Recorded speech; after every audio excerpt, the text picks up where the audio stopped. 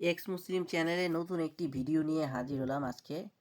তো আমি দেখতে পাচ্ছিলাম যে বাংলাদেশের একটি চ্যানেল যমুনা টিভি, সেই টিভিতে একটি রিপোর্ট দিয়েছে যে ইসরায়েলের নতুন অস্ত্র আয়রন বিম, যেটা কিনা আয়রন ড্রোম থেকেও আরও বেশি কার্যকরী, এবং এটা লেজার সিস্টেম এবং এটার যে পাওয়ার ক্ষমতা আগেরটার থেকে অনেক বেশি আয়রন ড্রোম থেকে, এবং সেটা অনেক পরিমাণ খরচ হতো এক একটা মিসাইলকে প্রতিহত করতে, ধ্বংস করতে। এবং আয়রন ভীম একদমই কম খরচে খুবই যুগোপযোগী একটি অস্ত্র, যে অস্ত্রটা তাদের প্রতিরক্ষাকে আরও স্ট্রং করবে।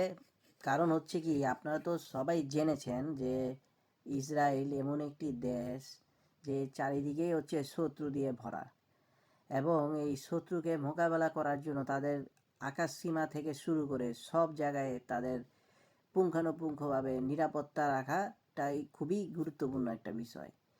তো সেখান থেকে আজকে দেখতে পাচ্ছি যে ইসরায়েল প্রযুক্তির দিক থেকে ছোট্ট একটা দেশ, সেই দেশ আজকে কোথা থেকে কোথায় চলে যাচ্ছে। এবং ইহুদিদের সংখ্যা পৃথিবীতে যদ্দূর মনে পড়ে 90 লাখ হতে পারে, 1 কোটিও না বলা যায়।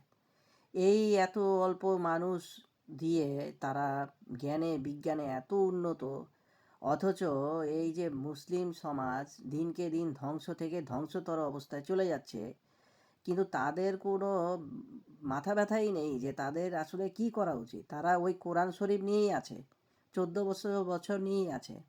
আজকে আপনার চিন্তা করুন, এই এই 1400 বছর আগে যার জন্ম হয়েছিল, মহাম্মদ, যেটা কি না আমাদের আসাদ নূর ভাই বলে মহা উন্মাদ বা মরুর ডাকাত, সেই ব্যক্তি কি কি আজগুবি কথাবার্তা বলে দিয়ে গেল।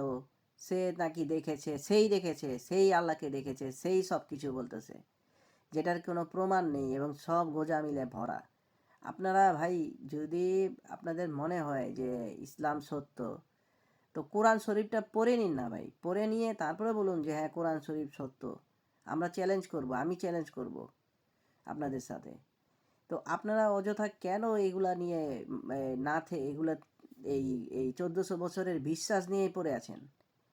আপনারা চলে আসুন, আপনারা দেখুন পৃথিবী কোথায় থেকে কোথায় চলে যাচ্ছে। আপনারা মানুষ মারা, হত্যা, এগুলো নিয়েই পড়ে আছেন, ধর্ষণ করা, 4 বিয়ে করা, এগুলো নিয়েই পড়ে আছেন। আজকে সারা পৃথিবী কিন্তু অনেক জেনে গেছে, সবাই জেনে যাচ্ছে। এখন কিন্তু আগের মতো নেই যে আপনি কোরআন শরীফটাকে লুকিয়ে রাখবেন।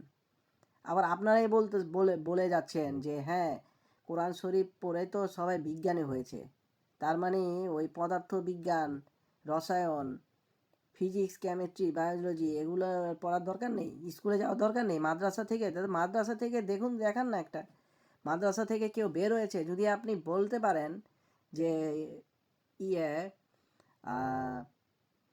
ইবনে সিনা, যে কিনা একজন বিজ্ঞানী ছিল, যে চিকিৎসা শাস্ত্রকে অনেক ডেভেলপ করেছে, আধুনিক চিকিৎসা শাস্ত্র উনি অনেক কিছু দিয়েছে এই পৃথিবীকে, সেও তো ইসলাম ধর্ম ত্যাগ করে দিয়েই করেছে।